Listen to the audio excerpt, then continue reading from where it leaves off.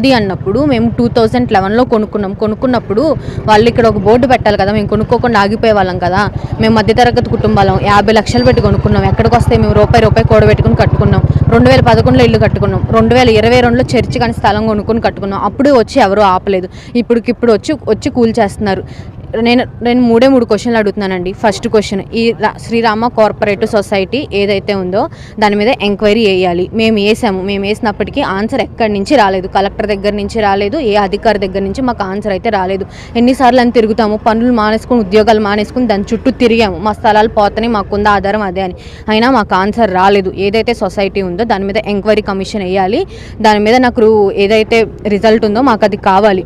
అది fake సొసైటీనా real సొసైటీనా enquiry అయితే వేయాలి. రెండోది, ప్రభుత్వాన్ని క్వశ్చన్ చేస్తున్నాను నేను. ఏమంటున్నారు, for the people, to the people, by the people అని రాజ్యాంగంలో ఉంది కదా.